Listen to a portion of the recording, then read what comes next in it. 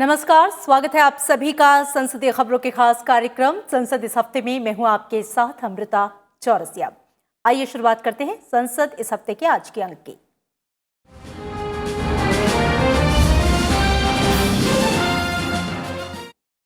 राज्यसभा के सभापति एम वेंकैया नायडू ने संसद के आगामी बजट सत्र को लेकर सचिवालय के वरिष्ठ अधिकारियों को अहम दिशा निर्देश जारी किया है। उन्होंने अधिकारियों से कोविड महामारी के चलते आवश्यक दिशा निर्देशों के पालन की बात कही है। कोविड-19 के संक्रमण की वजह से पिछले मानसून सत्र की इस सत्र में कई एहतियाती कदम उठाए गए हैं। राज्यसभा के आगामी 253वें सत्र के दौरान सांसदों के स्वास्थ्य के ख्याल को सर्वोच्च प्राथमिकता दी जाएगी। सदस्यों से सत्र शुरू होने के 72 घंटे पहले किसी मान्यता प्राप्त अस्पताल, प्रयोगशाला या फिर संसद भवन परिसर में आयोजित स्वास्थ्य शिविर में मेडिकल जांच कराने की अपील की गई है।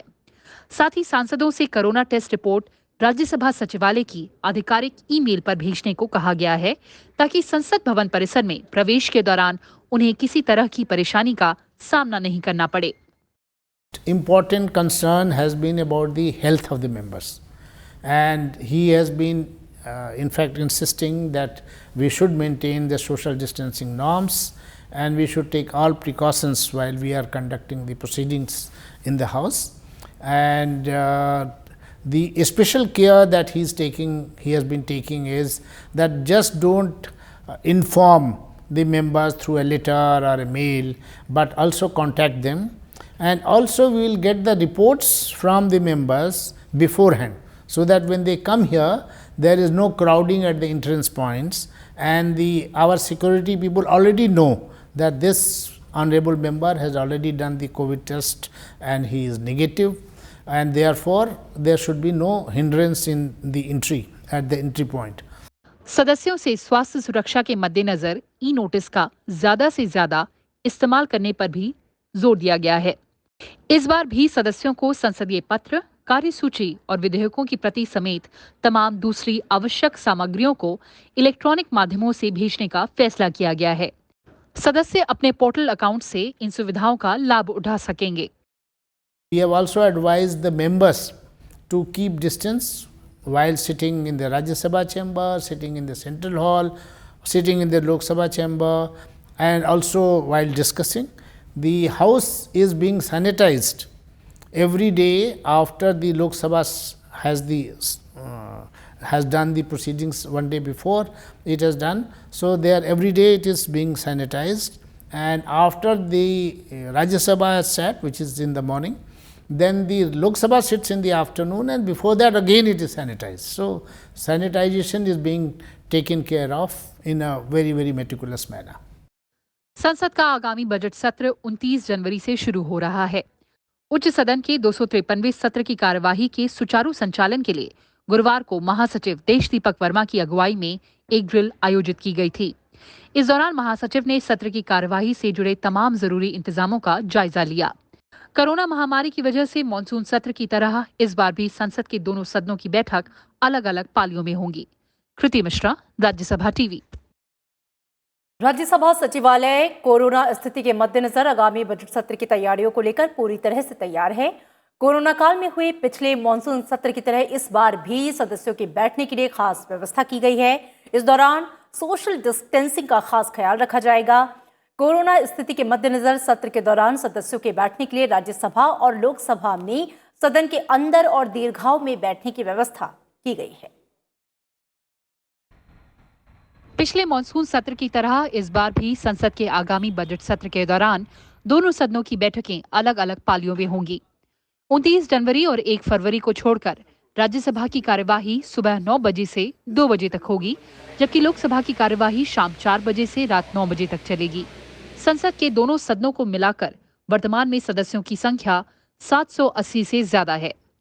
व्यक्तिगत रूप से सदस्यों को कोई निश्चित सीट या डिवीजन नंबर आवंटित नहीं किया जाएगा।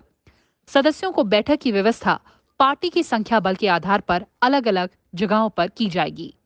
We have reserved few seats for the Prime Minister, for the Leader of the House, for the Leader of the Opposition, etc. And rest of the seats are being given to the parties as a block.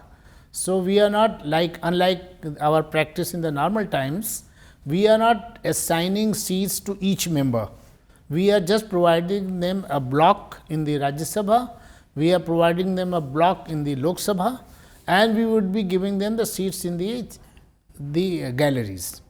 The purpose of doing this is that the leader of the party has the flexibility and the freedom to change depending on, for example, the age and the health of the concerned member, and also whether he is to participate, because there are some member who want to participate suppose in question session or in discussions or in the debate, and they want to be in the Rajya Sabha where the chairman is sitting.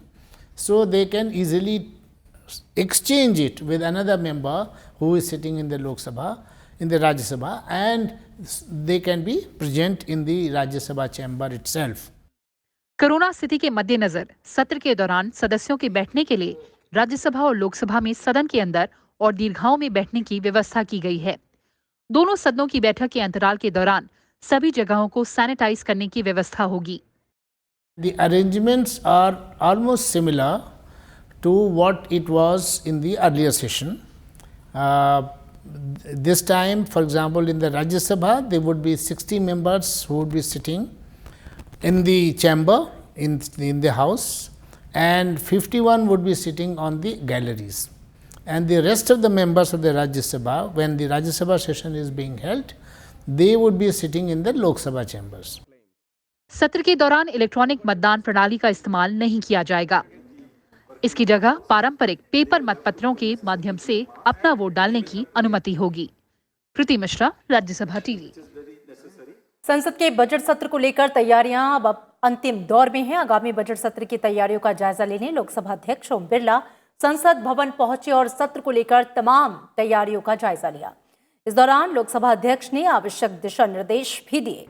उन्होंने सांसदों के लिए parking व्यवस्था से संबंधित जानकारी और उपयुक्त मानचित्र साझा करने के निर्देश दिए।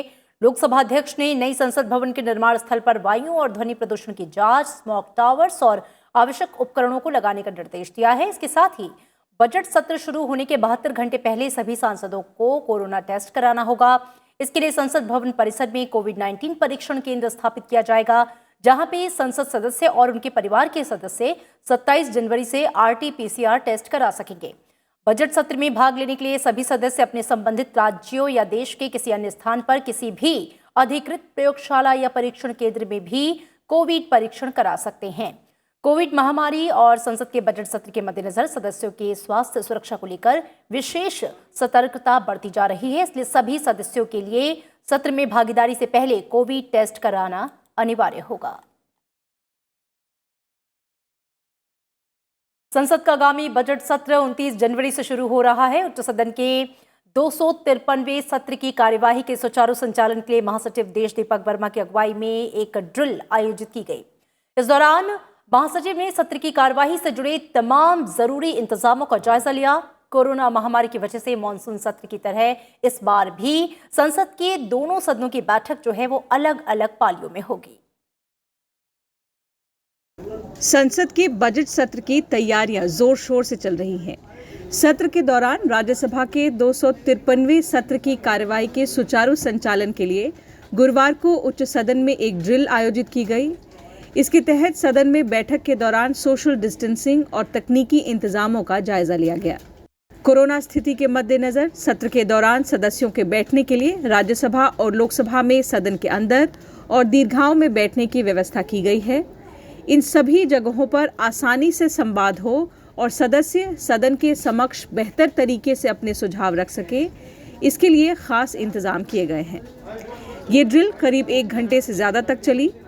राज्यसभा के महासचिव देश दीपक वर्मा ने सभी तैयारियों का जायजा लिया और सदन की कार्यवाही के विभिन्न पहलुओं का बारीकी से निरीक्षण किया। दोनों सदनों और दीर्घाओं में सदस्यों के लिए विभिन्न मुद्दों को उठाने, वॉइस वोट और डिवीजन में भाग लेने समेत अन्य कार्यवाही की रिहर्सल भी इस ड्रिल में शामिल रही। देश दीपक वर्मा ने सदस्यों की भागीदारी सुनिश्चित करने के लिए ऑडियो गुणवत्ता का भी परीक्षण किया। रिहर्सल के दौरान भाषांतर से जुड़ी व्यवस्था का परीक्षण भी किया गया। संचार कायम रखने के लिए दोनों सदनों के बीच हॉटलाइन की व्यवस्था भी की गई है। सदन की 4 दीर्घाओं में प्रत्येक कक्ष में 85 इंच की 4 बड़ी डिस्प्ले स्क्रीन और 40 इंच की 6 स्क्रीन्स लगाई गई हैं। इसके अलावा आपात स्थिति से निपटने के लिए भी विशेष इंतजाम किए गए हैं। ड्रिल के दौरान राज्यसभा सचिवालय के अधिकारी भी मौजूद रहे। संसद के दोनों सदनों की बैठक अलग अलग पालियों में होगी। 29 जनवरी और 1 फरवरी को छोड़कर राज्यसभा की कार्यवाही सुबह 9 बजे से दोपहर 2 बजे तक होगी, जबकि लोकसभा की कार्यवाही शाम 4 बजे से रात 9 बजे तक चलेगी। कोरोना महामारी के दौर में संसद का ये दूसरा सत्र है। इससे पहले मॉनसून सत्र भी विशेष इंतजामों के साथ आयोजित किया गया था। कृति मिश्रा, राज्यसभा टीवी। और संसद के बजट सत्र के दौरान प्रश्नकाल की कार्यवाही होगी। राज्यसभा के 253वें सत्र में प्रश्नकाल की कार्यवाही के लिए समय में बदलाव किया गया है। प्रश्नकाल सुबह 9:30 बजे से 10:30 बजे तक होगा। राज्यसभा की वेबसाइट के होम पेज पर सीरियल नंबर प्रिंट फॉर्म के जरिए या फिर उपलब्ध ई नोटिस पोर्टल के माध्यम से सदस्य तारांकित या फिर अतारांकित प्रश्नों के लिए नोटिस दे सकते हैं। बजट सत्र के दौरान प्रश्नकाल की कार्यवाही चलेगी। हालांकि इसके लिए समय दोपहर 12 बजे से 1 बजे के बीच का नहीं होगा। राज्यसभा में प्रश्नकाल के लिए समय सुबह 9:30 बजे से 10:30 बजे तक का तय किया गया है। सभापति एम वेंकैया नायडू के निर्देशों के मुताबिक राज्यसभा सांसद प्राथमिकता के आधार पर 7 प्रश्नों के लिए नोटिस दे सकते हैं। तारांकित प्रश्न के लिए सूचीबद्ध किए गए सांसदों को 2 पूरक प्रश्न पूछने की अनुमति होगी। इसके अलावा 3 सांसदों को अनुपूरक प्रश्न पूछने की अनुमति होगी। तारांकित प्रश्न उठाने वाले सांसद की गैर मौजूदगी में 3 सदस्यों को एक अनुपूरक प्रश्न पूछने की अनुमति होगी। मौखिक उत्तर के लिए 15 प्रश्नों की सूची में शामिल किए जाने वाले सदस्यों के नाम तय करने के लिए मतपत्र मैनुअल रूप से जारी किए जाएंगे। वहीं अतारांकित प्रश्नों की सूची के लिए अलग से कंप्यूटरीकृत मतपत्र की व्यवस्था की गई है। इसके जरिए ही 160 अतारांकित प्रश्नों की वरीयता निर्धारित की जाएगी। कोविड महामारी के मद्देनजर राज्यसभा के 252वें सत्र में कागज का इस्तेमाल कम करने के लिए डिजिटल माध्यमों का इस्तेमाल किया गया था।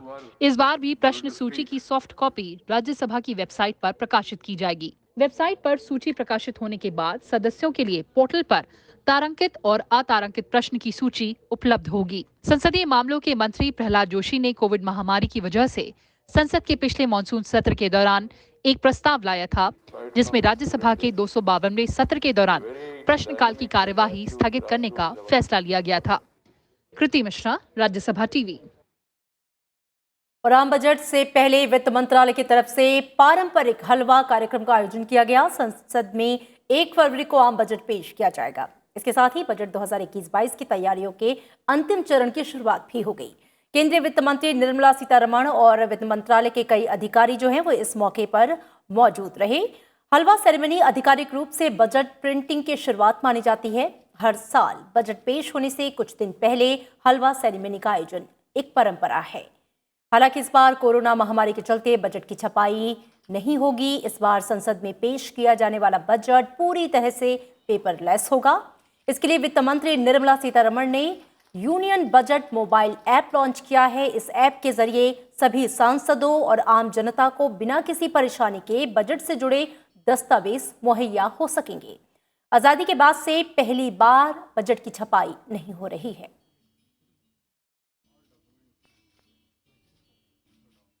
और इसी के साथ संसदीय खबरों से जुड़े साप्ताहिक कार्यक्रम संसद इस हफ्ते में फिलहाल इतना ही। दीजिए इजाजत, नमस्कार।